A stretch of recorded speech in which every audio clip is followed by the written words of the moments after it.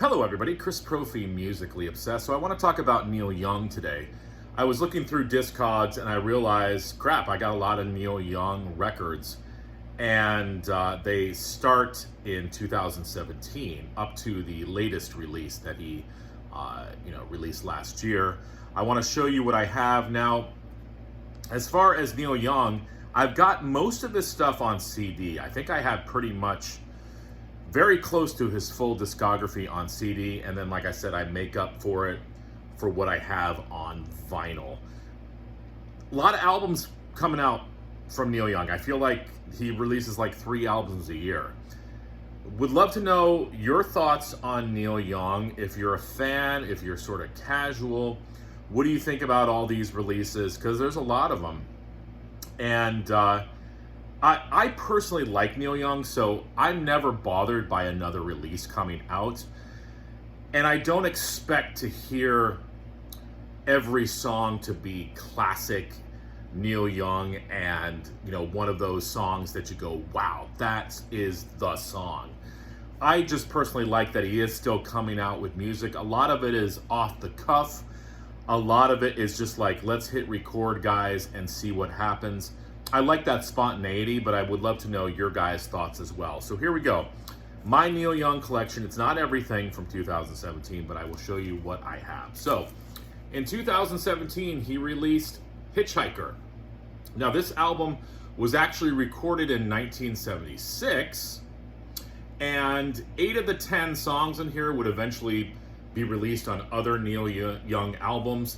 There are 2 tunes though, Hawaii and Give Me Strength, that didn't see the light of day until this release. Very cool album, some different versions of some classic songs. Really dig this one. Also in 2017, he teamed up with the band Promise of the Real and released The Visitor. I had to look up some information about Promise of the Real. Basically, they're a country rock band, so it fits in perfectly with what Neil Young does. The lead singer of Promise of the Real is Lucas Nelson. Now, that's Willie Nelson's son, which is pretty cool. I didn't know that until I looked up the information. And he also plays lead guitar as well. Neil Young, of course, is on here. Very cool record, The Visitor. Next, in 2018, he also teamed up with Promise of the Real again and released this album, Paradox. Now, this, I guess, is a film soundtrack. I've never seen the film. It's a Daryl Hannah film. Neil Young, I guess, is in it. So this is the, music to accompany the film. So you've got some instrumental tracks on here, some acoustic tunes. Very cool record. Promise of the Real. I'm going to have to check them out. I'm sure that they have some recorded stuff. And again, when you've got Willie Nelson's son Lucas involved in the project, it's got to be good. 2018 also saw the release of this album, Songs for Judy, which is a live record that was recorded in 1976, and these are the acoustic sets from that tour. So very cool. He does Heart of Gold on here, Love is a Rose, After the Gold Rush, Mr. Soul, The Needle and the Damage Done, Pocahontas, one of my favorite Neil Young tunes. Very cool album. 2019, he teamed up with Crazy Horse again, and they released Colorado. All of these records are very cool. I'm a Neil Young fan though, so somebody else listening to it might not dig it, or maybe other Neil Young fans might say, you know what, I'm gonna listen to the early stuff instead. I don't know. Like I said in the beginning of the video, I'm just happy he's still releasing records. Very cool album. And you get that, of course, Crazy Horse sonically, I'm trying to think of how I should say it. Just that sonic presence of Crazy Horse. Crazy Horse, which I love.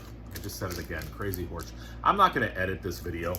If anybody is watching this and you're new to my channel, I don't really do any edits, so you get what you get. All right, next. 2020, he released an album called Homegrown. And the hype sticker on here says Record Store Day exclusive vinyl edition includes album cover print. There's that little sticker that makes us all happy. And this is an album that was recorded back in 74, 75 era. Unreleased album until it was released in 2020. This was the sessions that followed the On the Beach album. So it's sort of in that vein. Very cool record. 2021, Barn. Neil Young got together with Crazy Horse again. And, you know, sort of just following that sound of, I call it the let's just hit record and see what happens. You get some really good stuff, and then you get some tunes that are like, okay, maybe we should have not hit the record button, or maybe we should have punched in some stuff. I don't know. But still a cool record. Yeah. I didn't realize that this was back from 2021. I mean, it's only 2 years ago. I've only spun it a few times. I'm going to have to give this one another listen. That's the other thing. Neil Young coming out with so many records, it's like you're trying to keep up, right? It's like, all right, did I listen to Colorado yet? Did I listen to Paradox? How many times? I don't know. I haven't listened to, you know, and then you get confused. At least I do anyways.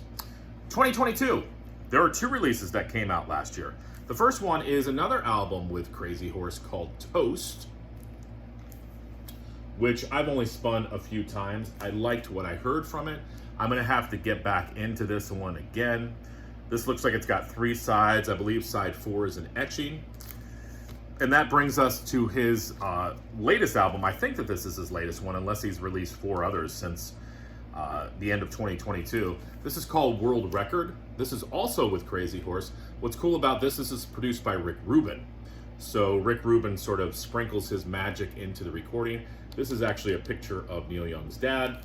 There's pictures of his mom in here. And sort of a family affair, if you will. Neil Young is singing about his love of the earth, environmentalism.